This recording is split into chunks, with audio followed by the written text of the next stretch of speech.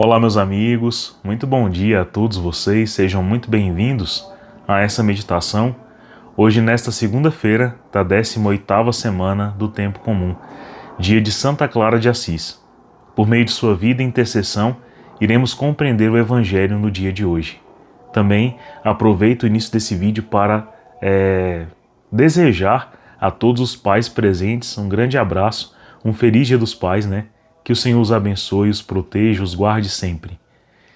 Tanto aos pais biológicos como aos pais espirituais, como os sacerdotes, os religiosos, os que se consagram, os celibatários, todos aqueles que em sua vocação geram filhos para Deus, para a igreja, né? Geram desejo de santidade nos homens e nas mulheres deste mundo, que por meio das virtudes que Deus colocou em seu coração, iluminam tantos corações que precisam de condução, de ensino, né? Então Deus os abençoe e os guarde sempre, que à sombra de São José, seus trabalhos, todos eles, sejam todos abençoados por Deus e Ele possa vos recompensar de acordo com o amor com que vocês têm dedicado à criação de vossos filhos. E no dia de hoje, a meditação do Evangelho tem muito a ver também com essa paternidade espiritual, pois aproveitamos, já que a liturgia do domingo fala para o nosso coração sobre como é importante, por mais que a gente não entenda, por mais que a gente não consiga compreender como é que vai ser o céu, a gente passa a ter um novo desejo inspirado plenamente pela fé, né? E essa fé nos conduz para a busca de um céu que é regido de uma maneira completamente diversa de como as coisas são regidas aqui. São Paulo mesmo nos diz de maneira bem clara, né? Ele que pôde ir até o terceiro céu, né? E contemplar o que seria o céu de maneira espiritual, como pai também, como patrono ali da igreja, dos apóstolos, né? Ele narrou: jamais olhos viram, jamais ouvidos ouviram, ou penetrou o pensamento humano, o que Deus tem preparado para aqueles que o amam. Então, o pai geralmente tem essa função, né? Santa Clara de Assis, por exemplo, sendo mãe de muitas Clarissas, né? Pôde também dar o vislumbre a elas do que seria a graça, do que seria o amor, do que seria a pobreza, para que suas filhas espirituais pudessem abraçar de maneira holocáustica, dando tudo de sua vida por esse amor assegurado em Cristo, que nos leva e nos conduz para o paraíso, para a vida eterna. Então, da mesma maneira, vários santos tiveram essa experiência, né, de ser visitado, né, de contemplar um pouquinho, não tudo, mas um pouquinho do que seria o céu. A Sagrada Escritura também nos narra, por exemplo, que no próprio Cristo, no Senhor, na sua pessoa, São Paulo, Tiago e João tiveram um vislumbre na transfiguração do Cristo sobre como é, né, a sua divindade, como ele resume em si tanto a profecia quanto a lei. Como também em Cristo a gente percebe um novo templo, no qual cada um de nós é inserido de maneira completamente misteriosa, mas gloriosa, linda, robusta, completa, a saciar o nosso coração plenamente daquela fome e sede estranhas que nos fazem um tanto deformados por causa do pecado. Mas em tudo isso a gente precisa entender que quem desperta, né, esse lance em nossa vida, esse desejo pelo amor, essa busca e essa esperança e essa caridade por algo que não se vê, é a virtude da fé que em nós foi instaurada por uma paternidade. Então, assim como o homem, né, instaura o casamento, instaura sua vocação ao sacerdócio, a um celibato, a uma vida consagrada, desejando cumprir a vontade de Deus em sua vida, ele também ministra para seus filhos espirituais a fé. Essa fé que determina uma nova esperança, um outro olhar sobre aquilo que o filho, a criança, ainda não vê, ainda não enxerga bem, ainda é um tanto turvo, né? Mas graças ao testemunho esperançoso, forte, robusto daquele pai, o filho começa então a ver bem. Imagine a graça de São José, que por filho tinha o próprio Cristo, o próprio Deus, o Senhor, né? Então, quantas coisas preciosas, únicas, inomináveis estavam no coração daquele homem por graça de Deus, para conduzir Jesus de maneira mais agradável e mais perfeita como Deus quis, para que ele chegasse à plenitude da sua idade na terra, para ser este que nós conhecemos aos 30 anos, em sua missão, em sua pregação, fundando a igreja, né? Graças à doação de vida completa de São José, né? Então, o evangelho de ontem e de hoje tem muito a ver com a paternidade, né? Principalmente a espiritual. Mas antes de continuar a falar sobre isso, vamos meditar no evangelho, né? Que está narrado em Mateus 17, versículos de 22 a 27. E peçamos ao Senhor, né, que por intenção de Santa Clara, no dia de hoje, compreendamos o que o Senhor quer nos ensinar por esse evangelho tão belo. Então, rezemos. Estamos reunidos em nome do Pai, do Filho, do Espírito Santo. Amém.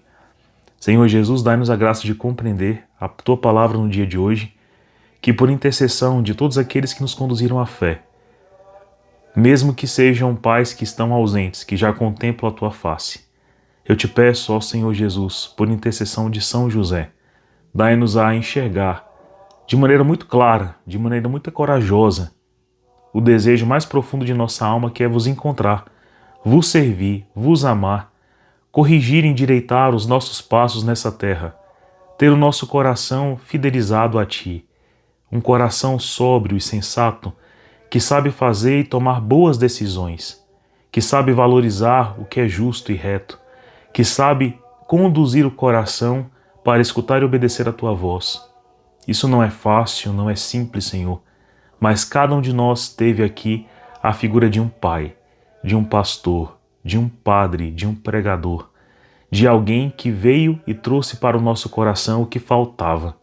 E nós pedimos por auxílio de São José que toda a igreja, né, que é dedicada a ele, também receba esse alvorecer, esse favorecimento da graça em Cristo nosso Senhor Jesus, para compreender a Tua palavra que nos lança diretamente para o céu, para o desejo de céu. Assim vos pedimos e confiamos. Ave Maria, cheia de graça, o Senhor é convosco. Bendita sois vós entre as mulheres. Bendito é o fruto do vosso ventre, Jesus. Santa Maria, Mãe de Deus, rogai por nós, pecadores, agora e na hora de nossa morte. Amém. Permaneceremos reunidos em nome do Pai, e do Filho e do Espírito Santo. Amém. Então o Evangelho está em Mateus 17, versículos de 22 a 27, diz o seguinte: Naquele tempo, quando Jesus e seus discípulos estavam reunidos na Galileia, ele lhes disse: O Filho do Homem vai ser entregue nas mãos dos homens.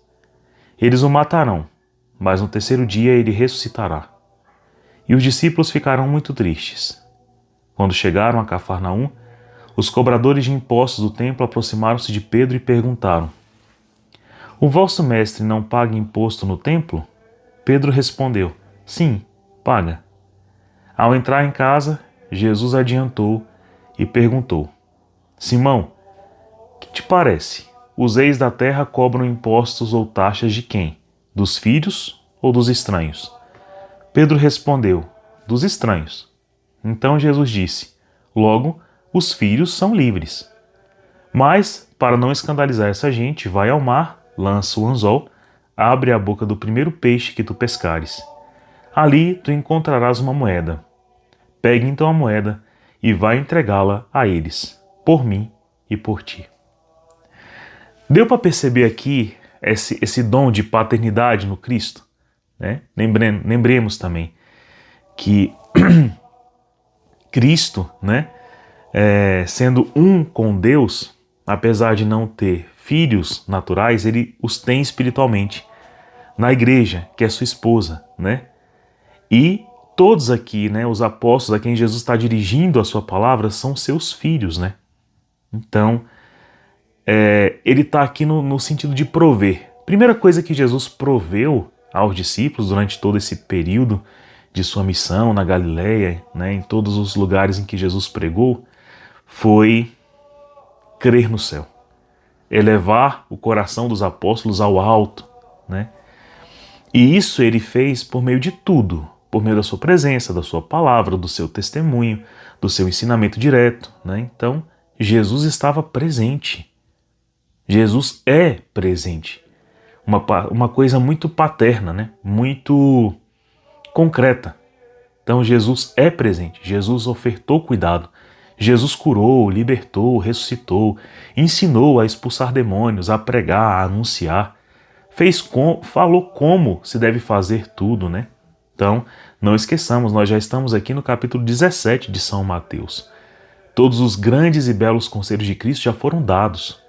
Então, aqui Jesus está com seus filhos e seus filhos formados. Quando Jesus fala sobre a missão principal, que é aquela que enche as nossas mãos para ofertar algo a Deus no céu, é o sofrimento. Essa lição é pesada. E contra essa, a gente batalha até o fim de nossa vida, não é verdade? Mas, além de dar favores aos pobres, obras de misericórdia, o dom da oração que se faz no silêncio da nossa alma, dos dons sacramentais, podemos fazer essa que é a maior oferta, né? A oferta do sofrimento, unindo o nosso sofrer ao de Cristo. E Jesus está dando essa lição. Eles me matarão, ao terceiro dia ressuscitarei. Eles ficaram tristes, porque perceberam aqui que essa última lição de pai seria necessária. Seria realmente verdadeira e necessária, né? Eles ficaram tristes, mas não falaram nada não. Foram interrompidos por uma cobrança de impostos, na qual cobraram de Jesus que ele pagasse o imposto devido ao templo, né? Então eram vários impostos ali que eram devidos. Ao templo temporário, que era o templo de Jerusalém, respeitável, é claro, mas temporário, sendo que Jesus é o templo eterno. Vejam a incoerência um pouco das coisas, né? Mas queriam esse imposto, mas eram cobrados o imposto do templo, de Roma, da província, da Judéia, da produção, do leite, do queijo, do feno. Tudo era tributado, né? Se hoje a gente reclama devidamente, né? Com certeza, justamente, que os nossos impostos são terríveis, naquela época também já era, né? E também não era retornado em nenhum tipo de benefício, a não ser em perseguição, como também hoje não é devolvido. É só uma forma de explorar e manter o Estado caríssimo e ineficaz. Bom, mas tirando esse parêntese aí, Pedro então se antecede como filho, né, ali, defendendo seu pai, Jesus, né? Não, ele paga sim o imposto, né? Claro que paga. Jesus então se adiantou, né, para resolver a questão. E ele falou, para que os discípulos tivessem discernimento assim como Pedro. Pedro, o que você acha? Quando os homens aí cobram impostos, né, os reis da terra ordenam impostos e taxas, eles cobram isso dos seus próprios filhos? Perdão, bateu aqui. Ou de estranhos, dos estrangeiros? E Pedro respondeu, dos estranhos, daqueles que não fazem parte, né, do povo, né, dos outros, né? E Jesus dá para ele reaviva no coração tanto de Pedro como da igreja, a confiar que ele é pai, a confiar que ele vai prover, que ele se antecipa, né?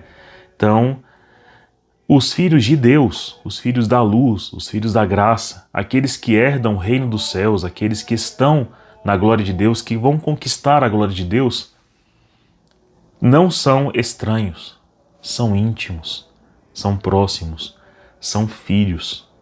Jesus está dizendo que o tratamento que os homens terão no céu, no reino dos céus, né, ou terão na fé para com as coisas deste mundo é diferente, né?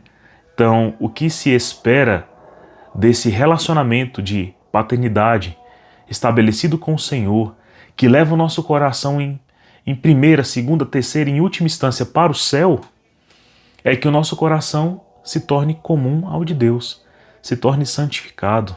Essa é a primeira instância. E para isso, Deus resguarda-nos na sua intimidade, nos trata como filhos. Portanto, não é cobrado imposto, não é uma transação comercial, não é uma barganha, não é uma imposição, não é algo que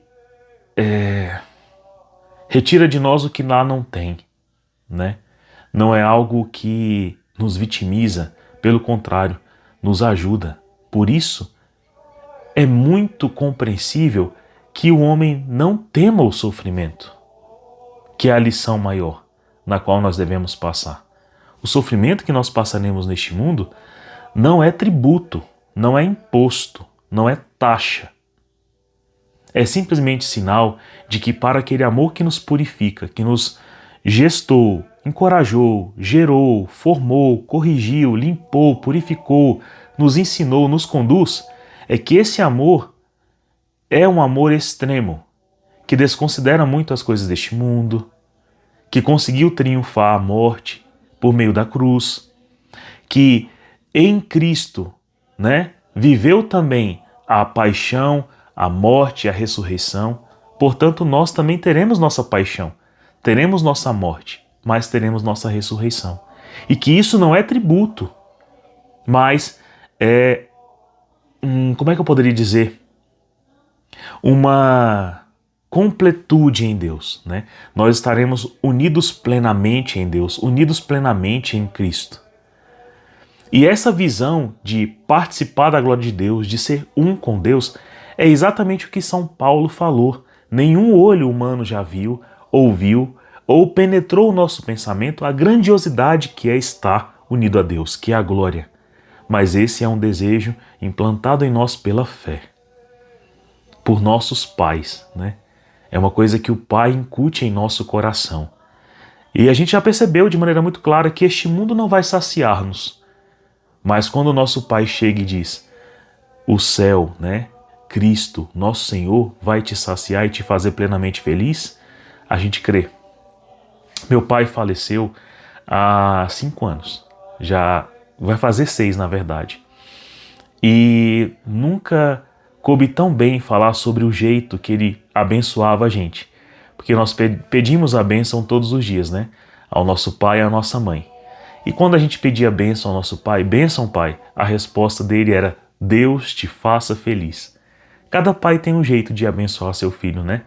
Deus te abençoe, Deus te dê a paz, Deus te dê boa sorte, assim fala a minha avó. Mas meu pai falava, Deus te faça feliz, Deus te faça feliz. E é bonito porque é um jeito que eu não vejo os outros pais geralmente falar, mas faz todo sentido, né? Então, olha só como Jesus faz com que Pedro entenda, né, que Jesus estará sempre com ele, sempre com eles, e de maneira íntima, assim como ele vai viver a paixão para vencer a morte e o pecado, também eles viverão, mas estarão sempre unidos, né? E isso não é tributo, isso não é exploração, isso é simplesmente um amadurecimento do amor. E para que Pedro entenda isso, Jesus, como um pai, pede para que ele vá lá, pegue um peixe no mar, lance o anzol, pesque esse peixe, abre a boca do peixe e pegue a moeda, porque da providência viverão, né? E Cristo, como pai, provém isso, né? A fé que fez com que Pedro fosse ao mar, buscasse o dinheiro do imposto na boca de um peixe, é a mesma fé que consolidou-se no coração de Pedro de crer que sim, depois dos sofrimentos, das perseguições, mas também da pregação, das curas, do anúncio, ele também estará unido ao seu Pai, né? Ao seu Senhor, ao seu Mestre, e que o céu é logo. Da mesma maneira, Santa Clara, como mãe, teve que ensinar isso às suas filhas, as Clarissas, né? É tanto que ela tinha visões, por isso que ela é patrona da televisão, porque uma vez impossibilitada de frequentar a missa de Natal, ela teve uma projeção dessa imagem na parede do convento e pôde ver ali o presépio e toda a celebração, né? E os anjos estavam presentes para alimentá-la de Cristo naquele momento. Vejam a grandeza, né, de um coração como o de Santa Clara. Então, ela precisava transmitir essa mesma certeza de céu às suas filhas, que passaram por um longínquo tempo, lá no século XII, na casa, né, que foi dada por São Francisco, seu pai espiritual, a Santa Clara, para as suas irmãs, as Clarissas, né? Mas elas ficaram muito tempo sem uma regra de vida, sem também o estabelecimento é, de sem o estabelecimento do seu estatuto e também da presença de Cristo sacramentado na casa, né? Mas isso mudou completamente, principalmente quando Santa Clara foi mostrando para suas filhas, né, praticamente, que precisavam confiar em Deus, precisavam lançar seus corações ao céu, precisavam manter a fé acesa, né? E tudo foi se cumprindo ao seu tempo. Olha que elas venceram por meio dessa obediência a essa mãe tão fiel, Santa Clara, venceram invasões. Teve uma vez que turcos, né, chegaram a invadir o convento e querer roubar tudo, e Santa Clara, em defesa, pegando o sacrário que tinha acabado de ser conquistado para que elas tivessem adoração perpétua, na hora que eles chegaram a invadir, ela, tomando aquele sacrário em seus braços, foi de uma fé tamanha que ela, fraca, indefesa, impossibilitada de ofertar qualquer tipo de enfrentamento contra as armas, as espadas turcas, com a simples oração, os fez aterrorizados. Eles tiveram que sair do convento que tinham acabado de invadir. Com certeza, ela mostrando ali uma atitude muito paterna, né? De fortaleza na sua fé. E isso fortalecia ainda mais a fé das suas irmãs. Eu acho que o gesto mais simples de fortaleza que eu percebi em Santa Clara foi quando, visitando seu convento, conheci seu quarto, no qual, no leito de morte, ela recebeu de Papa Inocêncio III a autorização para sua ordem, já no seu leito de morte. E desde que aquela vela, né, que estava lá do lado dela, acesa enquanto ela morria, recebendo o estatuto do Papa, ela transmitiu que aquela luz perpetuaria-se, né, na vida de suas filhas, de suas irmãs clarissas, né? E de fato aquela vela nunca mais se apagou. Isso foi no século XII, né? E estamos no século XXI, né? Então já vai ir para quase 900 anos. E aquela chama é alimentada até hoje, né? Então vai-se uma vela, enche-se outra, coloca-se outra, para aquela pequena chama que se acendeu há 900 anos atrás permaneça clara. Como é bonito que uma pessoa seja traduzida por um gesto simples, né? Também os pais são traduzidos em um gesto simples chamado testemunho. E é esse gesto simples feito hoje por Jesus de pedir para Pedro ir pescar e pegar o dinheiro na boca do peixe para ele e para Pedro, né? Mostra para nós que o Senhor, como nosso Pai, permanecerá nos sustentando, nos amando e nos encorajando ao céu até o fim dos tempos. Ontem mesmo eu recebi uma mensagem, foi bonita, foi a única mensagem que eu recebi, de Feliz Dia dos Pais, por uma amiga de trabalho, mas muito mais do que uma amiga de trabalho, ela é uma irmã. A Carol mandou para mim esse Feliz Dia dos Pais, você também é pai, né? E aquilo me fez tão feliz, eu me emocionei na hora que eu vi, né? Porque eu fui passando a trajetória da minha vida e eu fui percebendo que eu confio isso a Deus. E foi como se ela dissesse assim para mim, se eu pudesse dizer assim para Jesus, olha Senhor, tá dando certo, tá dando certo. Alguém viu no escondimento do dia a dia, né? O que de fato o Senhor realizou em mim. o que o Senhor faz em meu coração. Então, alguém está vendo, né? Que bom, obrigado, Senhor. E aí eu pude comemorar. E ela falava na mensagem, né? Comemore, comemore intensamente. E é isso, né? Eu olhei para isso e percebi que Deus realmente é extremamente fiel e realmente várias coisas partindo do meu coração pela graça dele formaram homens e mulheres para serem hoje adultos, independentes, serem felizes, né? Ou esse também continua sendo o meu ofício, né? Gerar no coração do homem esses conhecimentos aqui que o Senhor quer em nós, que é, primeiro, o sofrimento é importante. Segundo, confia, né? Confia na providência, na minha presença, no meu cuidado, na minha íntima permanência para convosco, como Pedro confiou. E saber, né, que apesar de todas as adversidades deste mundo, o vislumbre do céu é o que mais importa a nós.